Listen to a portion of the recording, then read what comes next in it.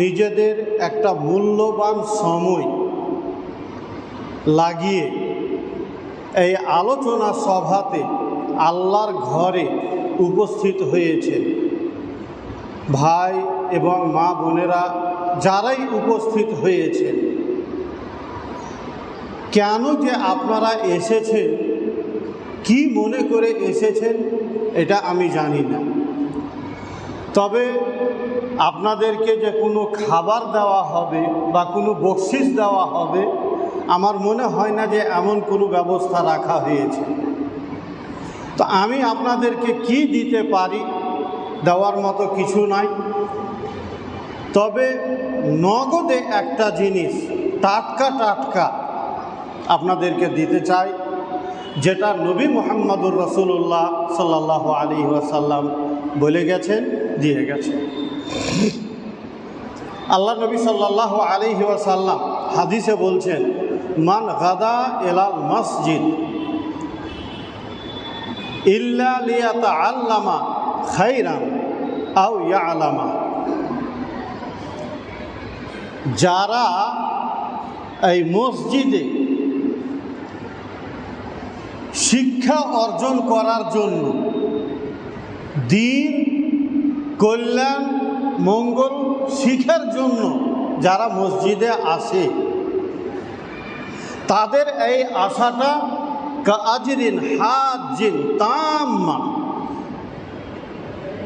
একটা পূর্ণ হজের সমান। আলহামদুলিল্লাহ, যারা আল্লাহর দ্বীন শিখব মনে করে মসজিদে আসে, এখানে পুরুষ মহিলা বলে কথা নাই, যারাই মসজিদে দ্বীন শিক্ষার উদ্দেশ্যে আসে, আল্লাহ নবী বলছেন তাদের এই আশাটা একটা পূর্ণ হজের সমান।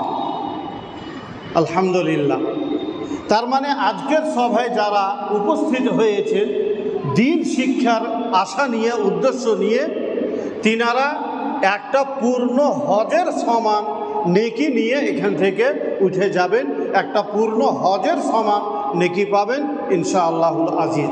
এবং হাদিসটি হচ্ছে হাসান সহি হাদিস। আল্লামা আলবানী রাহিমাহুল্লাহ সাহিহুত তারগিব ও তারহিবের ভিতরে হাদিসটাকে সহি হাদিস বলে আখ্যায়িত করেছেন। তো আমার মা বোনেরা, ভাই বোন, বাবাজিরা যারা এসেছেন, ইনশাআল্লাহুল আজিজ কেউ খালি হাতে ফিরে যাবেন না। বাস নিয়তটা, উদ্দেশ্যটা সৎ থাকা চাই যে আল্লাহ রসুলের কথা বাণী শুনব, কিছু শিখব, এইটা উদ্দেশ্য নিয়ে থাকেন। এতে আপনার হজ আদায় করা হবে না। যদি হজ আপনার উপরে ফরজ আছে, তাহলে হজ আপনাকে আদায় করতেই হবে। কিন্তু আজকে যেটা পাবেন সেটা হলো একটা হজ করে যা নেকি পাওয়া যায়, সওয়াব পাওয়া যায়, সেই সওয়াবটা আজকে আপনি পাবেন, নিয়ে যেতে পারবেন বাড়ি।